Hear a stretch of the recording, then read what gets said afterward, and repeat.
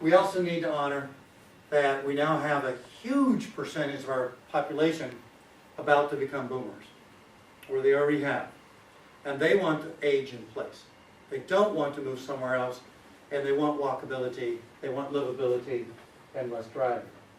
And it's very important that we honor that, because if they don't stay active and they don't have social, engaged lives, they end up in ultra care facilities at a much earlier age than they should, if at all. And so we're concerned with that, but the other side of the demographics should have us very interested in these new trends, what people now want in real estate and or driving practices, because they would rather be texting on a bus, and they would, than sitting in a car. And so we're seeing this shift occur. So before I turn it over to Peter and the rest of the team, I want to plant a few seeds about where the future economy really will lie, and honor what the shifting needs are in our country and desires. To live in or near a village. And those villages basically are going to come from those areas that were suburban. Not everywhere, but they will come from some important arterial road like Woodward. And if it doesn't already make all the sense from the air, it makes perfect sense from the ground. The lease rates for the buildings on the right are 3 to 5 times higher than the lease rates for the ones on the left. Here's the good news, that if we pay attention to where transit will run, where the stations will be, the land there, if we intensify the uses, as Jane Jacobs was recommending, these are the areas that become the real place to add the value to all the rest of the land that would also be developed. And it's all based on walking. How far people can walk in 5 minutes to get to transit or the center of their village. 10-minute works in a really good corridor. And great thing about Woodward Avenue is there's so many great neighborhoods, a 20-minute walk to a great place is also very, very possible. But you have to have connectivity. This was something that would be set up for sheer failure. But if you put in a certain required minimum perimeter for a block, and you lay out a development for that, then walking becomes the natural thing to do. Speed goes way down. You add in then destinations, and you've increased dramatically the value of every home anywhere near there. And a lot of the neighborhoods surrounding Woodward are very good neighborhoods that would add value once we get Woodward as a spine to be improved. The actual dollar values were told by people who study the economics of community making. Walkable is worth anywhere from 5, clear enough to 10 times more than unwalkable. It's just pure use of land correctly and so on. Now, to help us further understand this, Michael Freeman has put together a good description of how we emptied our downtowns of the life at one time and spread them out, kind of like peanut butter, along a corridor like Woodward. And here's the answer that Michael says, and it's already coming. It's proving itself in one corridor after another, and now it's Woodward's opportunity. You start to cluster. You definitely cluster around town centers that exist, but you also cluster around new transit stations. We have a number of good examples. This is one of the better ones. One I got to work on was Columbia Pike in Arlington. You can see the Absolute Center, and then you can see 2 other stations. And now we'll go to an actual village that Peter and I both got to be there for the early groundbreaking. It's called Highgate Village. Again, it's along a strip, Kingsway in Burnaby, Canada. And when we got there, we were able to photograph this. It's the original wall of resurrecting a village. And stepping behind the building, you can see it was nothing but a strip.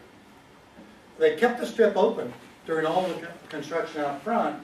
You can see how wide the sidewalk's going to be, where the trees are going to be, where the parking already is being established. We go back 3 years later, and this is a completed act.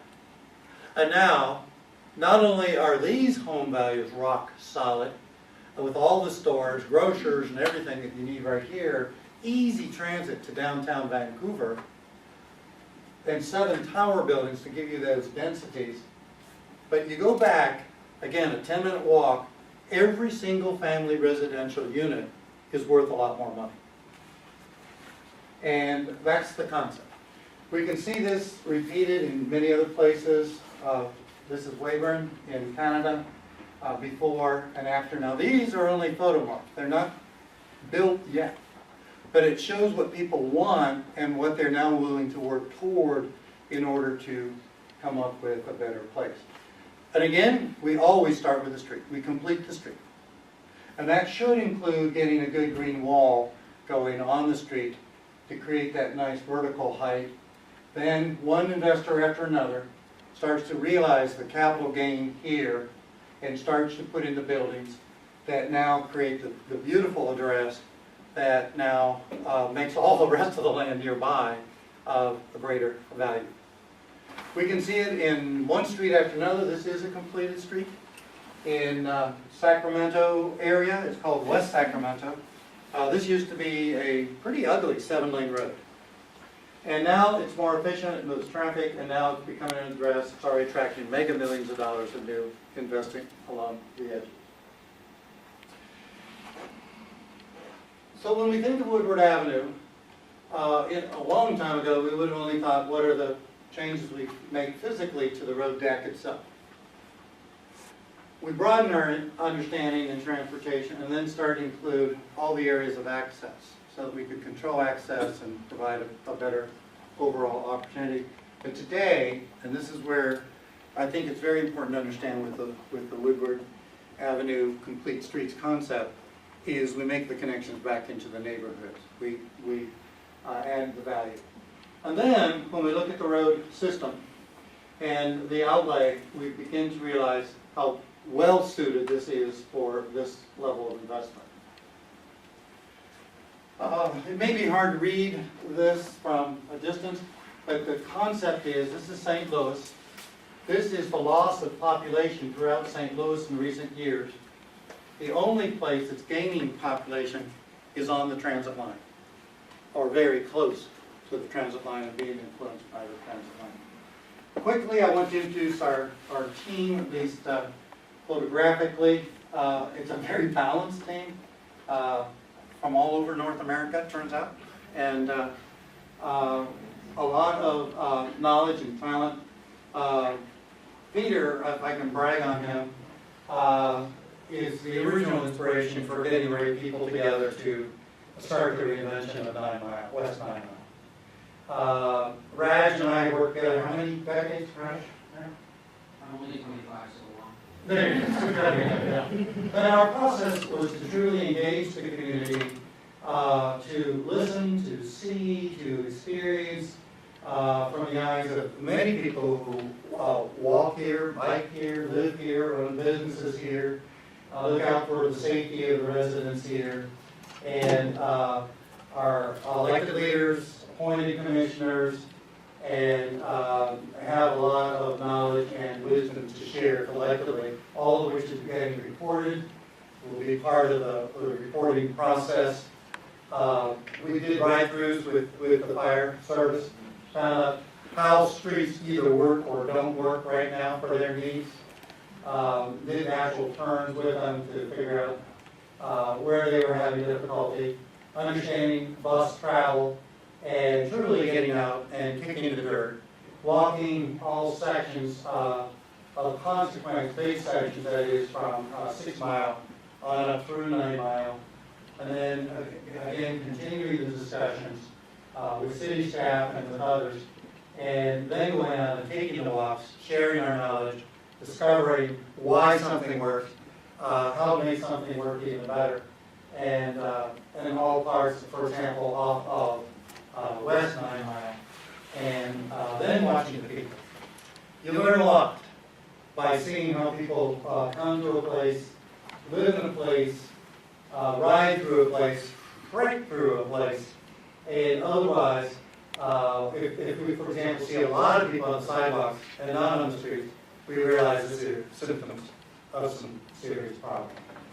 I wanted to show all this just basically set a stage for Pete and the rest of the team to be able to put forth the actual tools, and then how to take those tools and apply them. Keep in mind the history of Woodward and Ferndale, and what the current uses are, what people are trying to achieve in the area, and then those places we now celebrate because they've been done well, and they can be modeled throughout the entire corridor, and or showing the diversity of solutions that we must come up with. Understanding that a lot of the time, Woodward's empty.